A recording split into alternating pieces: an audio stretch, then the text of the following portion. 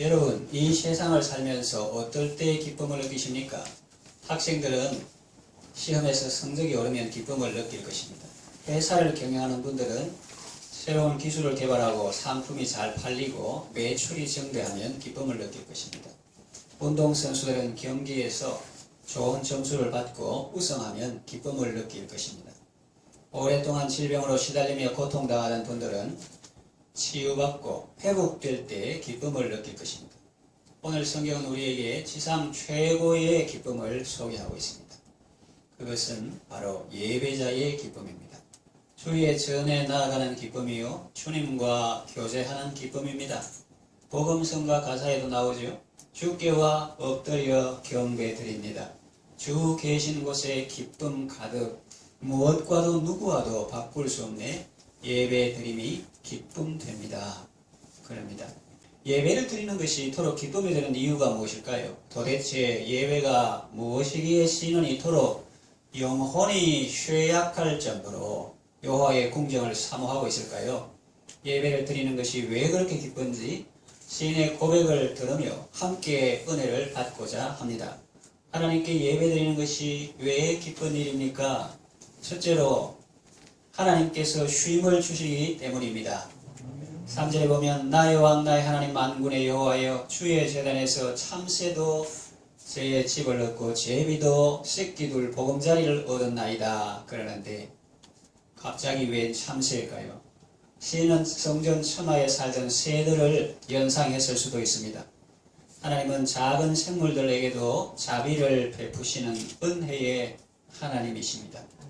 그러나 과연 이 본문이 말씀하는 바가 그것뿐이겠습니까? 그냥 새들에게도 은혜를 베푸시는 하나님 그 정도가 아닙니다. 이 새는 바로 시인 자신을 말합니다. 이 세상에서 참 쉴 곳을 얻지 못하고 주의 전을 사모하며 살아가는 사람입니다. 시편 102편 보니 고난당한 자가 마음이 상하여 그의 근심을 여호와 앞에 토로하는 기도인데 거기 7절에 보니까 이런 표현이 나옵니다. 내가 밤을 새우니 지붕 위에 외로운 참새 같으니. 그 새를 통해서 자기 모습을 본 것입니다. 그런데 어떻습니까? 세상 어느 곳에서도 발붙일 수 없고 쉴 수 없었던 새들이 주의 제단에서 쉴 수 있게 된 것입니다. 주의 제단에서 참새도 제 집을 얻고 제비도 새끼 둘 보금자리를 얻었나이다 그럽니다. 제 집을 얻고 라는 말에서 우리는 집 없는 사람의 서름을 알 수 있습니다. 그리고 새끼 둘 보금자리라는 말에서 우리는 자녀를 사랑하는 부모의 마음을 읽을 수 있습니다. 부모가 그 자식을 늘 마음에 담고 있는 거예요. 제비가 새끼 둘 보금자리에 새끼를 어디 두지 하면서 그 새끼가 늘 부모의 마음에 있었는데 그 새끼를 둘 보금자리를 주의 제단에서 얻었다 하는 건데 우리 인생도 외로운 지붕 위의 참새와 같이 그런 외로운 고독한 사람이 주의 제단에서 참새 같은 그런 뜨돌이 발붙일 곳 없는 그런 세상 가운데서 주의 제단에서 참새도 제 집을 얻고 제비도 새끼 둘 보금자리를 얻었나이다. 내 새끼를 어디 두지? 그러다가 주의 제단에서 새끼 둘 보금자리를 얻은 것처럼 우리도 우리의 자녀들을 위해서 생각하고 기도하고 그러는데 주의 제단에서 자녀를 완전히 맡길 수 있고 기도하면서 축복할 수 있다. 안심하고 주님께 자녀를 맡길 수 있다. 그런 것을 우리가 알 수가 있습니다. 새끼들 보금자리라는 말의 소리는 자녀를 사랑하는 부모의 마음을 읽을 수 있습니다. 집이나 보금자리는 아무 데서나 얻을 수 없습니다. 참새도 제 집을 얻고 제비도 새끼들 보금자리를 얻었나이다 했는데 이 집이나 보금자리는 아무 데서 얻을 수 없습니다. 주의 제단에서 라고 했는데 그렇습니다. 우리가 하나님 앞에 나올 때 하나님께서 우리에게 참 쉼을 주시는 것입니다. 우리 찬송가사에 십자가 그늘 아래 나 쉬기 원하네. 저 햇볕 심히 뜨겁고 또 짐이 무거워 이 광야 같은 세상에 늘 방황할 때에 주 십자가의 그늘에 내 쉴 곳 찾았네. 그렇게 찬송하지 않습니까? 아무리 강철로 된 튼튼한 우상 같고 핵 우상 같다 할지라도 내 죄를 다 짊어지시고 내가 받아야 할 형벌 다 담당하신 예수님의 십자가 아니고는 원수의 화살, 공격, 죄의 공격 이런 것을 피할 수가 없는 것입니다. 그러나 우리가 십자가 그늘에서는 사망아 너의 쏘는 것이 어디 있느냐, 사망아 너의 이기는 것이 어디 있느냐, 사망에 쏘는 것은 죄요 죄의 권능은 율법이라. 우리 주 예수 그리스도로 말미암아 우리에게 이김을 주시는 하나님께 감사하노라. 그렇게 할 수가 있는 것입니다. 하나님이 쉼을 주니까 얼마나 좋아요.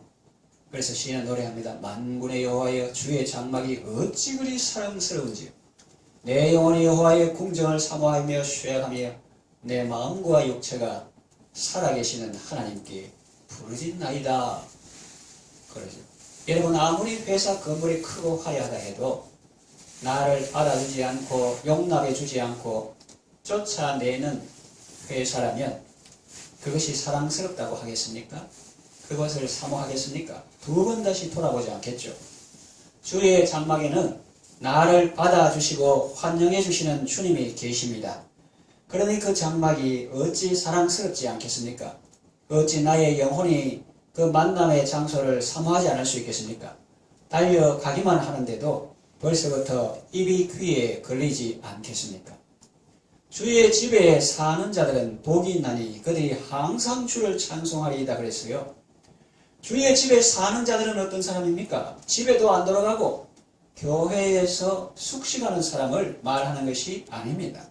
주의 집에 사는 자들은 예배를 사모하고 교회에 나오는 것을 기뻐하고 늘 하나님 중심으로 사는 사람을 말하는 것입니다. 그리고 가정으로 일터로 학교로 돌아가도 늘 주님 모시고 주님 앞에서 살아가면 그것도 넓은 의미에서 주의 집에 사는 것입니다. 저희가 항상 주를 찬송하리이다 그랬습니다.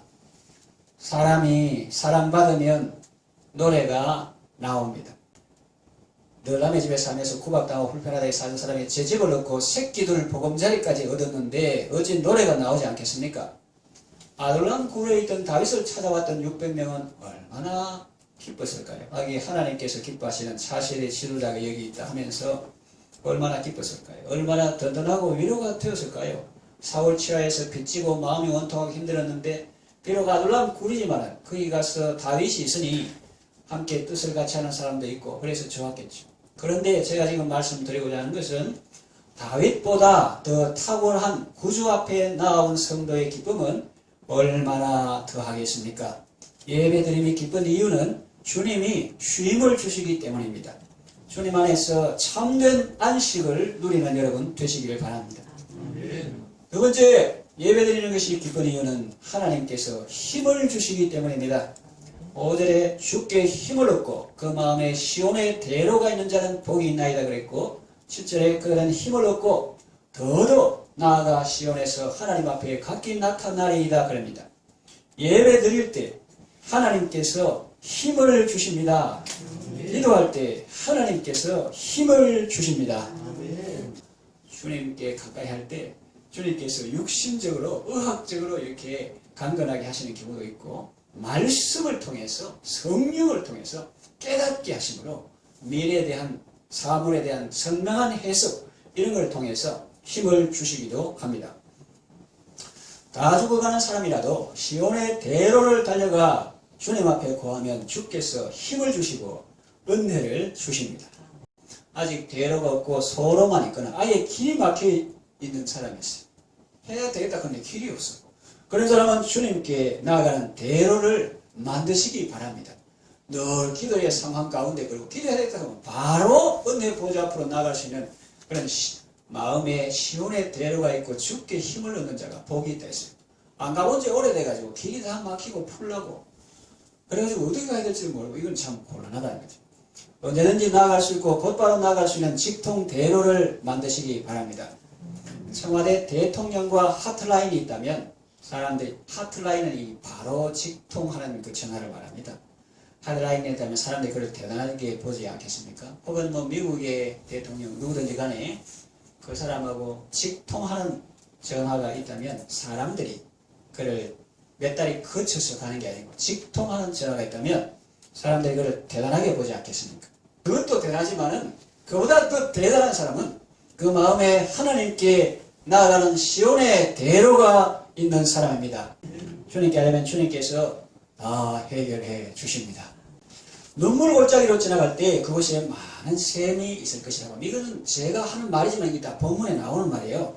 눈물 골짜기는 물이 없고 건조한 것입니다. 지치게 하고 힘들게 하는 곳입니다. 그런데 하나님께서 그곳에도 샘이 있게 하셔서 아무 문제 없게 해주십니다. 이스라엘 백성이 출애굽에서 광야 생활할 때 마실 물이 없어서 고생을 많이 했습니다. 그런데 그들이 엘리메련이 거기 물샘 12과 종려 70주가 있었습니다. 그야말로 사막의 오아시스였습니다. 거기서 그들은 목을 축이고 힘을 얻어 다시 힘차게 나갔던 것입니다. 예배하는 자에게 하나님께서 엘림의 은혜를 주십니다. 주께 부르짖으면 활활 솟아나오는 생수의 은혜를 주십니다. 이것은 정말 신기한 일입니다. 다 죽어가는 사람인데 더 이상 움직일 힘도 없는데 기도하면 이상하게 힘이 생기고 살맛이 나고 용기가 생깁니다. 이것은 사실 이상한 일이 아니고 하나님께서 살아계신 분이기 때문입니다. 그리고 자기를 찾는 자들을 환영하시고 상 주시는 분이기 때문입니다. 이처럼 예배하는 자들은 어떤 역경과 환난 가운데서도 하나님의 은혜로 승리합니다. 어떤 난관에 있어도 다 뚫습니다. 어떤 어려움이 있어도 기도하면 하나님께서 다 해결해 주십니다. 예수님을 만나고 은혜를 체험한 사람의 특징은 잘 참는다는 것입니다. 고인이 되신 옥하는 목사님은 학창시절 어느 신앙 집회에 참석하는 후 놀랍게 변화되었다고 그 여동생 오재선 권사님이 간증했습니다. 오빠를 보니까 집 근처에 있는 철조망을 붙들고 찬송가를 부르는데 온 세상 만물 가져도 주원해 못 갚겠네. 놀라운 사랑 받은 나 몸으로 재물 삼겠네. 이 주달려 죽은 십자가 이 가사를 계속해서 부르더라는 것입니다. 그때 안 믿는 집안이니까 아버지가 오빠를 아무리 힘들게 하고 어렵게 해도 화를 내지 않더라는 것입니다. 그냥 넘어가더라는 것입니다. 그야말로 눈물 골짜기를 지날 때 하나님께서 그곳에 많은 은혜의 샘을 주셨던 것입니다.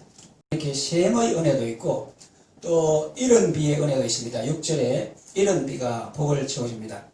농사 짓는데도 하나님의 은혜가 필요합니다. 이른 비는 상나게 하는 비요, 늦은 비는 열매 맺게 하는 비입니다. 이것은 우리가 어떻게 할 수가 없는 것입니다. 이것은 하나님께서 주셔야 하는 것입니다.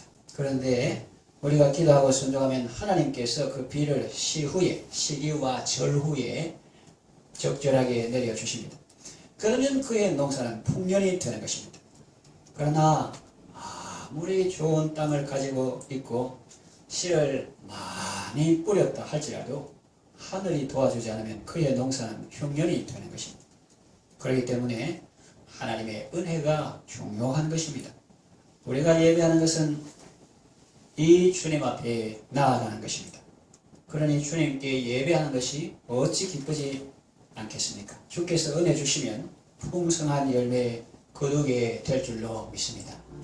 주께서 힘 주시면 어떤 어려움도 넉넉히 이기고 영적 전투에서 승리하게 될 줄로 믿습니다. 그러니 여러분 기쁨으로 예배하고 은혜로 승리하는 여러분 다 되시기를 바랍니다. 세 번째, 왜 예배가 기쁘냐면은 하나님께서 복을 주시기 때문입니다.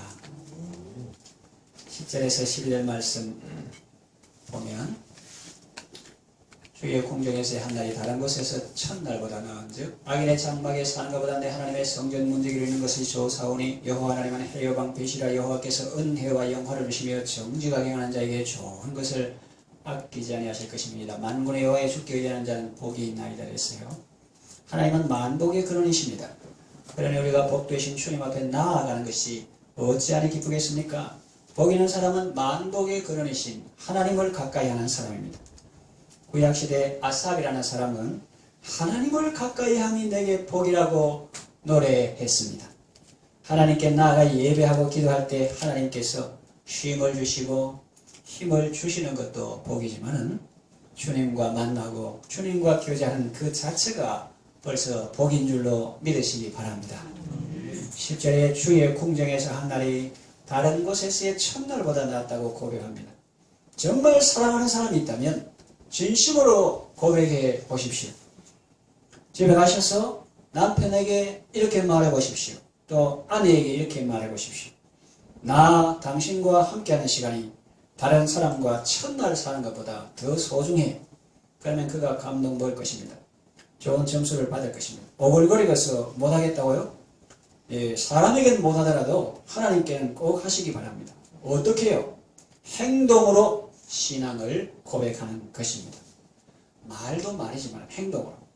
주님을 만나고 주님과 함께하는 시간이 세상 어떤 만남보다 1000배 이상의 가치가 있습니다 하는 그 신앙 고백을 입술로 고백하고 삶으로 그런 현실이 왔을 때 하나님 앞에 보여드리는 것입니다.